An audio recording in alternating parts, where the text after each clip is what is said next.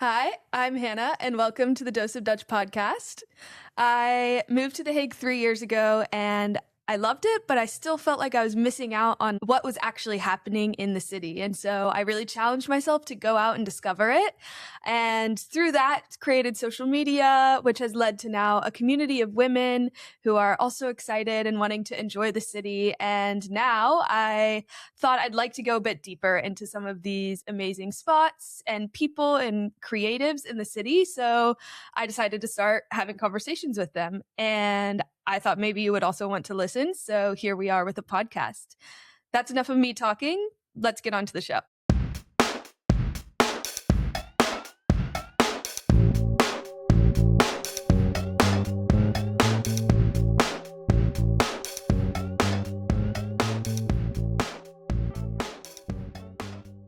We are kicking off the first episode of the Dose of Dutch podcast, and I thought there wouldn't be a better guest to kick it off with than Francine, who runs FrancineVisuals and 24theHague. So welcome, Francine. Thank you. I'm really glad to be here.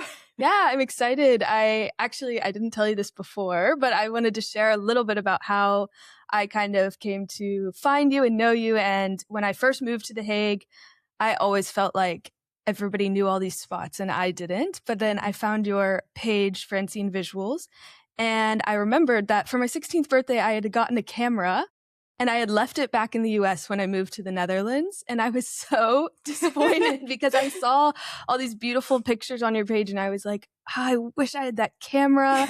And I ended up going back home for Christmas and my little brother had kind of co-opted it. Mhm. I told him, I'm so sorry, but I'm taking this camera back. Yeah. And that, I have to say, was probably the start of me seeing The Hague in a new way. It was not the start of social media for me, but it was the moment I was like, I'm going to go on a walk with my camera, no headphones, and just explore, find these pretty streets and places that you were showcasing. And so I really have to say thank you because you really inspired me with your work. Yeah, that's so nice. You never told me that, but I'm happy I can inspire you. Yeah. But do you want to introduce yourself? Like how long you've been in The Hague, what you do? Mhm. Yeah. Yeah, so I was actually born in The Hague. So that's why I know all these places. One of the lucky ones. Yeah, so I grew up here. Like I remember growing up on the beach a lot, always Nice. going to the beach and just enjoying The Hague life. I studied in Rotterdam, but I always just stayed here. Okay. So yeah, I really love it here. And I made some internships to New York, exchange in Hong Kong, but I always come back to my city, The Hague. Oh, I didn't know that. And what Yeah. did you study? Business. You studied business. And my Okay. master's was business information management, which is like IT and business combined. Okay. So I sort of, yeah, I'm doing something completely different now, but I like my business background a lot because it helps Yeah. me a lot. Oh, I'm sure. And so what do you do now for those that don't know? So that's always difficult to, I don't know, summarize in one Yeah. sentence, but I will try. I think in the basis, I'm a freelancer. So I do freelance marketing, but also photography and videography. I work a lot in the cultural sector, and a lot of my clients are here in The Hague. Next to that, I do a lot of other things. So I run my own account, FrancineVisuals, which is focused on photography and videography. Firstly, it was mostly focused on The Hague, but now I'm also moving more like worldwide because I want to expand a little bit more, which is why I started a second account and brand 24theHague, because I was really missing a spot. I think you had the same, to like share all my finds, my favorite places and stories of the people in The Hague, which is why I started 24. And it's online, but also offline. I also have a zine. And next to that, I also have the community The Hague Creators together with Ali. We started it together, and the name already says it. It's a community for creators. And I think all of that together is just me doing whatever I like and whatever is creative and basically just what makes me happy. Yeah, it's so nice. Yes. You to kind of follow the trail of what you're interested in. And Yeah, and I'm really grateful and happy that I'm able to do this and that I can make money from it. Like I never expected that at all. So yeah, every day I'm like super grateful that I can just do what makes me happy. Do you remember your first photography client? I think it grew naturally because Okay. I started in marketing. So before I was a Okay. freelancer, I was a marketing manager, Got it. just 9 to 5. So then naturally I started freelancing in marketing. Yeah. And photography is such a big part of marketing. So, and it was always my hobby, but I never could have imagined that it would be my work. And I used to just shoot with my phone. Yeah. So then at some point for my clients, like my freelance clients, I just started making photos for them for the social that I could use for the marketing as well. And then all of a sudden people reached out to me just for photography. And I was like, okay, this is really nice. I guess I'm a photographer now. Nice. Yeah. Oh, cool. And a lot through Instagram, actually, because I've been working on that for many years already. And then people just started reaching out. Yeah. So that was great. Lovely. Yes. Yeah. No, I last year had a friend who was doing a wedding and she asked me to do the photography and I was like, but she was like, well, we're going to do a big wedding in Mexico next year. We just want some pictures of this one. Yeah. And weddings are scary. Yeah. Imagine behind the lens, I'm like tearing up. There's like, you can't miss important moments. I was so stressed, but she also had a perfect vision. She had like the whole mood board. So I'm just checking my Pinterest. Like, that's great. It was beautiful though. But I also was like, this was a very intimate experience. It's also a different level of attending the wedding, but then doing all the photography ahead of it. So many emotions. I hope I did well. And also different from what you usually photograph. Yes. Like cities or places. Absolutely. Yeah. That's nice. It was really nice though. Yeah. But don't reach out to me for any weddings. Oh, I will now. It's on the podcast now. So. I'd love to talk more about the Hague creators. So community and kind of what made you and Ali start this community? What do you think people are looking for? So Ali actually reached out to me. He already had this idea for a longer time. So he also followed me on Instagram. So also through Instagram, I made this great connection and he sent me a DM with his idea and we just had a coffee and I was like, why not? Because I was also missing this type of community in The Hague. And we look a lot at Amsterdam, at Rotterdam, and they have a lot of amazing creatives and a lot of super cool initiatives. And I know that The Hague can do that as well. And we have a lot of creative people here, but I don't know, it's just very much on their own island or I don't know, it's just not, it wasn't happening yet. So we were like, okay, let's just start it. And the idea was always to do it for fun and to bring people together, just something that we wanted to have in the city. So then we just started a WhatsApp group one day and we were like, we'll see where it goes. We didn't have a plan at all. And then suddenly we had like 300 people in the group and we were like, oh no, now we have to do something, you know? And we wanted to start with our first premiere party at the beach, which is now an annual thing. And we were like, okay, if 20 people show up, it's already great. You know, we don't do it for the numbers. We just do it to connect with people and bring people together. So 20 people, great. And then we had like 100 people show up and the community kept growing. And we were like, okay, this is great. And apparently there was really, really a need for such a community. And now it's 2 years ago that we started it. No, it's been around for 2 years. Yeah, nice. 2 years already. Yeah. So I think it also comes from you see the need that you're looking for something and you create what you need is the natural way to start something. Yeah, exactly. And I think also then you're super passionate about it. Like what you said, you also missed an account where you could find all the nice spots. So you started it and then people can see that you're really passionate about it and that just works. And then you're also able to keep it up. Like if you don't like it, you'll get exhausted because we both know how much work it is to run a community. But if you like it, it's all good and all fine. Yeah, I always say like, my target audience is me. So it's exactly, it's super easy to think about like, okay, what do people want to do? Well, what would I join? Or what do I want to spend my Friday night doing anyway? And then create an event or something around that. It makes total sense. Yeah. And the WhatsApp community, I think the Hague Creators was the first WhatsApp community in a literal sense I'd been in. And I remember scrolling through there's so many small groups and channels and like it's but it's such a nice way to organize something because people can join what they want. They don't have to join. Yeah, I think it's always a work in progress and you're always learning. I mean, your group also has a lot of subgroups and sometimes you delete a few or sometimes like in the beginning, we just tried to create all the groups for the different industries. So like fashion, photography. Content creators. Yeah, I think. Because, okay, we thought maybe that would what people would like. And some of the groups are really not active at all. Yep. And then we have also some really random subgroups now because people requested for it. But it's just, it's a community. So what the community wants happens. No, it's true. So yeah, we just try to facilitate that. Yeah. But yeah, that's basically how it started. And then it grew more and more. Nice. And how do you, because your group is insanely big, how do you manage all the groups and the community? Yeah, I always said it's this kind of a similar thing. If you want a group, add it or request add it. But now we've hit a limit. So I am like, okay, we're going to have to start trimming down some groups that are a little more niche. But I'm in all of the groups just for I don't know, reasons to keep it aligned. And you see the ones that are active. So the cat moms. I love the cat moms. I'm not in that one. I'm not a cat mom, but I get a lot of cat photos. The other day there was a whole trend of people sending the cats with a little hat drawn on to celebrate this new cat. I was like, this is amazing. So it's the groups that I'm also do the cat moms need a group? And then now I see it and I'm like, they do. They do. So it is something that I think people just request what they need.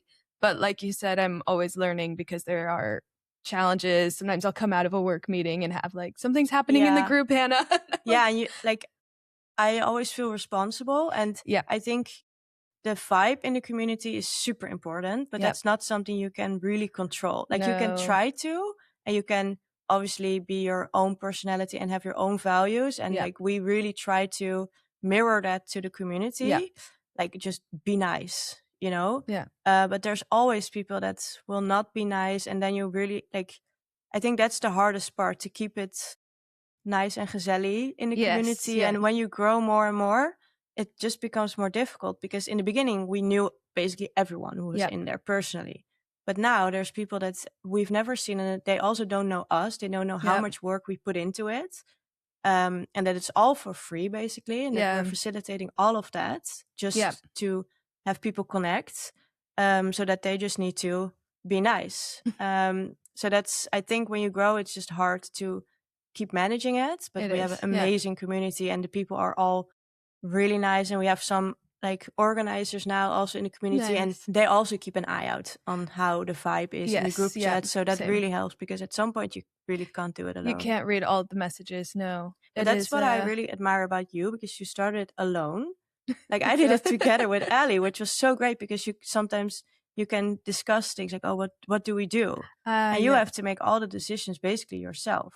Yeah, it is. I'm not a very confrontational person or usually with decisions, I'm not super firm. But with this community, I've found myself growing into that side of myself. And so it is I kind of just go with my gut. And I've told people before, hey, it's my community, my rules. I'm sorry, but you're not following the rules. You're out. I've set the rules. I've given you a warning. But it is an interesting thing because it's a different side of me, I guess, that I'm usually not very mama bear, I guess. But then with my community, I'm you will not be causing drama in the book group chat. Or the cats chat. Do not come into the cat moms chat with that attitude. This is not the place for that. So it is, but it's nice to see that kind of side of myself, I guess, that I am very protective and recognize that I've built something and wanting to make sure that the vibe, like you said, is kind of curated. And of course there are the funny moments and it's really just a funny place to be sometimes. And now I have a 2.0, so because the maxed out, so then now there's another one which is a little quieter, so sometimes I'm texting in there hey girl. It's funny to see the two personalities of the two groups emerge and how they're different, and I'm anyway, if I have no idea what to do beyond these two WhatsApp communities. Eventually in 10 years, there's 10 WhatsApp communities, but we'll see. Yeah. Nice. And what do you think is most difficult for people, I guess, to join a community or to take that first step, I guess? Yeah. So I've always loved connecting with other people, even though I lived here. I always also try to go to book clubs, or when I also lived abroad, that's what I loved doing. So I think that's also why I was so enthusiastic about starting the Hague Creators, because I love communities. But then I also experienced how it is to go to these events often alone, and you're like, oh God, like I have no clue. Maybe I'll be standing alone.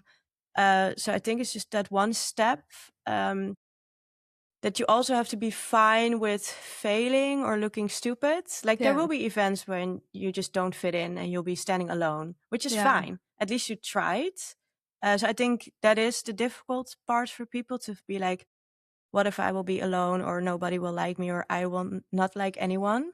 And I think for those people, my tip is just don't care and just show up. And if it was fun, you had a fun evening. If not, at least you tried. But most of the times it's just going to be a lot of fun. Yeah. I also feel like following up, I was going to a lot of community events when I first moved here, but I was never doing the like, hey, we met last week at this event. Like, do you want to get coffee? And I had a few people do that to me, and I started to realize like, oh, that's the next kind of step, is like connecting beyond the event. So I started saying like, okay, if I'm going to go to book club, then I want to message one person that was at the meeting after and set something else up. That's a really good one. It was because I kept going to these community events, and I was like, okay, but I didn't meet I met a lot of nice people, but then 2 weeks later it would be like, I don't have my best friend yet. I don't know. I wasn't getting anything out of it, but then I realized, well, okay, you have to do more than just go to the event. And following up with people, I started to just say like, hey, I'm looking for friends. And I think that's also a nice way of coming across as very open and like, hey, I'm looking for friends. Do you want to get coffee sometime? It makes you seem a lot more like approachable and relatable, because you're already saying like, hey, I'm looking for it's no, kind of that's like dating. a really Like, good tip. Because for me, I go to almost, or at least I try to go to all the events of the Hague Creators.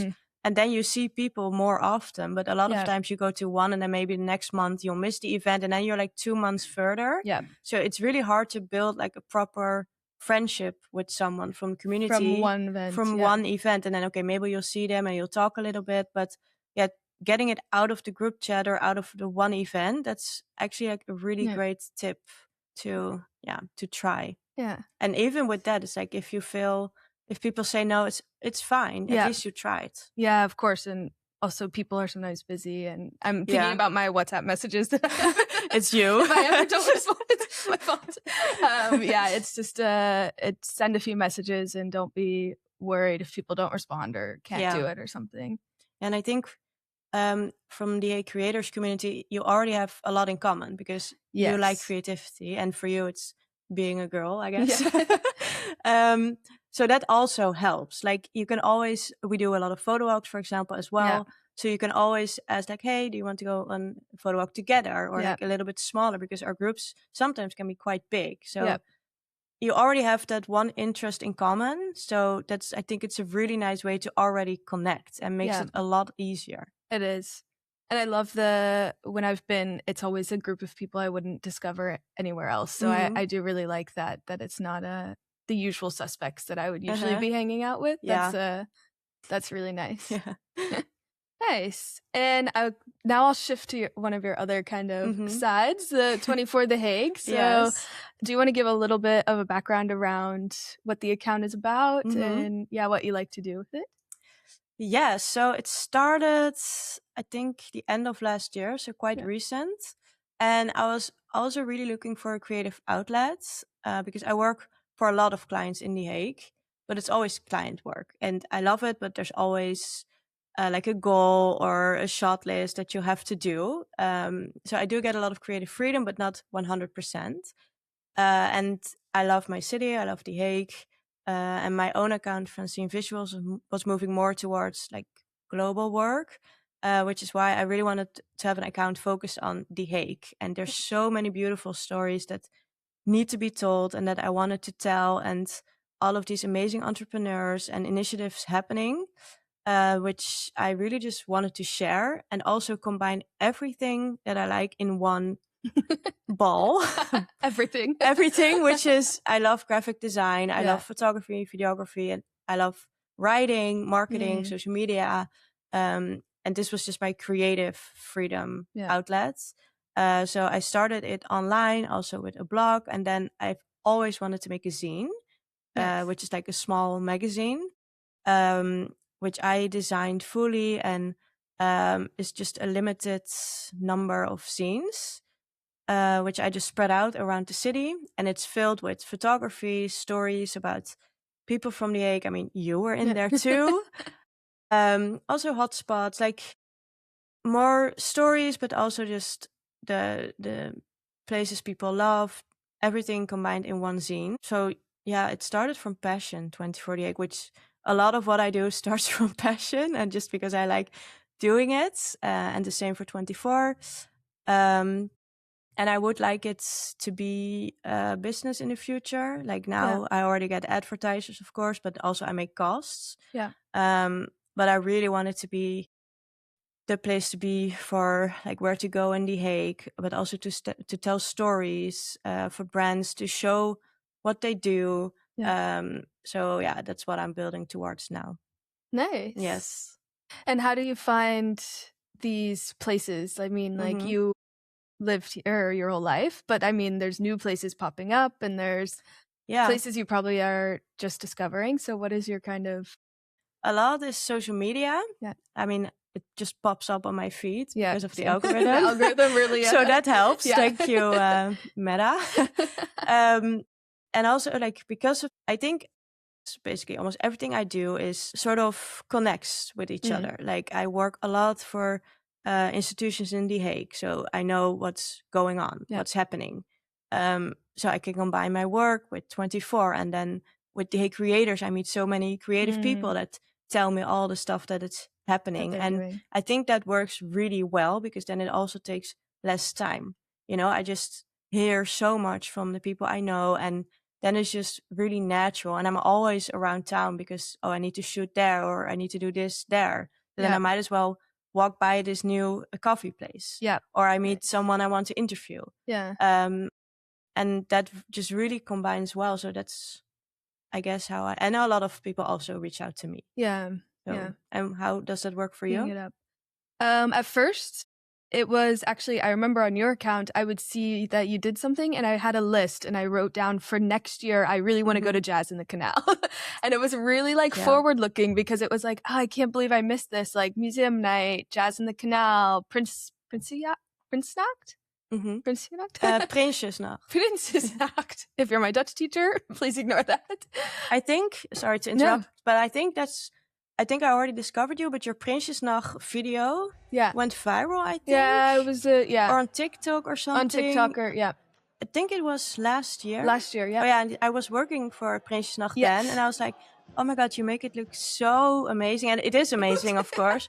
But I was like, but it was kind of rainy and dark and like... but I think you made me fall in love with The Hague even more because seeing it through your eyes, it's like, because I lived here for so long. So for me, some things are just normal. But then seeing it through your eyes or other people's eyes that start living here, I'm like, damn, I never realized how amazing or special this is. And then I actually enjoy it so much more. So thank you for that. No, it is that for me, it's all new. So it's like, exactly. What do you mean we're going to have a jazz festival in a canal? Like, this is like amazing. It is. But it's some of these things you don't know about, like they're yearly events, but you don't, I don't know. I think it's kind of those yearly events that they don't even need to promote because people know they're happening. But then if you're new, you don't know. And so I remember keeping a list like, when this comes around next year, I'm going to be ready. Yeah. But it's something that I'm like, we don't need to gatekeep this. Like, I want to share this kind of, at some point I had the idea to put together a calendar of like all of these major kind of events, because going out on the third Monday of September is like, the best thing who ever. would know? But it's in my calendar this year. No work trips in the third week of September because I need priorities. Okay. But this is the kind of thing that I'm like, people who are new don't know about it, or they don't have a group to go with. For King's Night, I was like, okay, let's make a kind of meetup, because there were people who were like, I arrived here a week ago and I didn't want to miss out on King's Day, but I don't know anybody and I don't really know where to go or who to go with. So we had like 40 people, I think, that met at one spot. And we split up into smaller groups, but it was more about giving people a place to come so that they felt like I can enjoy this event, but I don't have to do it alone, or it's kind of hidden in the city. So, well, not King's Day, but That one's kind of in your face. Yeah. But yeah, I think that's kind of was how I started with the spots, and also the physical posters. So like something simple like my physio, they always have posters in the waiting room, and I love the things I've discovered from that. I'm like, I love print media in general. That's also why I started the zine. And for all the events we do, we try to like make posters, and we go around town and hang them at cafes. And you do the stickers on the the posts. stickers. I love that. Yeah. Don't say that. Oh no, sorry. I don't do that. Someone somewhere. Is that illegal? Yeah. I mean, only if they catch you red-handed. Only if you're caught. Yeah.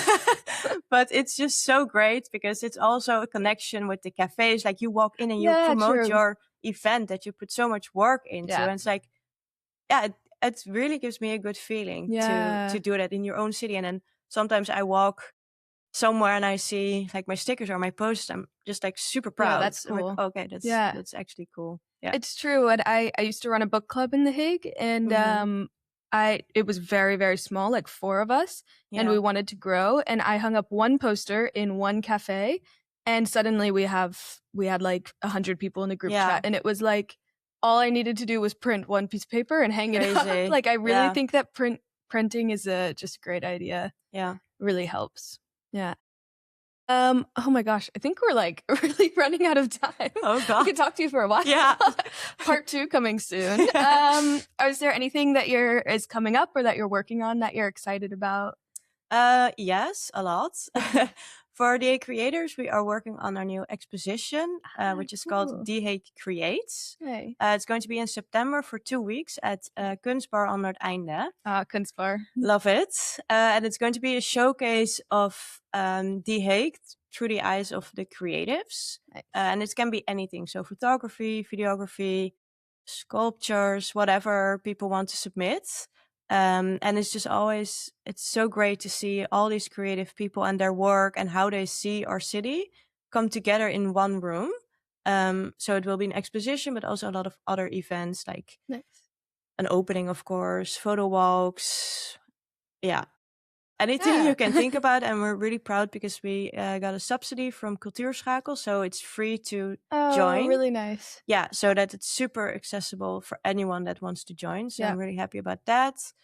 For 24, I'm also working on a lot of plans, but I guess you have to follow me to see. And I think those are the main things. Yeah, nice. It's just too much, but I'll keep it at this. Keep it to that. Yes. Okay, my last question. I'm going to ask every guest, what is one thing you're recommending for the episode? So I'll start to give you some time to think. I'm recommending Club Gelato. It's a new gelato place on the Prince Hendrikplein. And that is in the Zeeheldenkwartier. And you just kind of walk in and you can tell that they had so much fun designing the space. Like, I don't know, I think it's so fun to walk in and see personality. There's pink and marble and like, pink. Yeah. But it's just like there's a disco ball. Like, I don't know, I think we're out of this phase of very like sterile design and very into like fun. And I don't know, talking with the owner, I can't remember her name right now, but she was like just kind of glowing with the excitement of she created this place, and I think it's just a beautiful spot, and the gelato is very good, so that's very also helpful. Important. I wouldn't recommend it if the gelato was not exceptional. It was very good, but really nice vibes and fun, and just I've sat inside both times I went, even though they have a lovely terrace. You know, an ice cream place, you usually think like you get it and you leave, or you sit outside, but I'm like sitting inside because I enjoy the space so much. So Club Gelato. Good one. For me, I think my tip would just be to try something new in general, whether it is joining a community or just get out of your own bubble sometime. And I think a lot of people, we are in our own bubble with our own values, but it's always like, I've never not liked meeting new people, or it always gives you new perspectives, whether that be go to a new shop and talk to the owner, or go to a community event and talk to someone else. It always broadens your mind or whatever. And there's a lot going on, like a lot more than you think, also in The Hague. And more and more. So just go on Instagram, Eventbrite, Meetup, whatever, and just do something, or go to the Dose of Dutch group chat if you're a girly. Yes. Or the Hague creators, like whatever. Just join and meet new people and go out of your own bubble a little bit. Nice. Well, thank you for joining. Thank you. Very first episode of the Dose of Dutch podcast.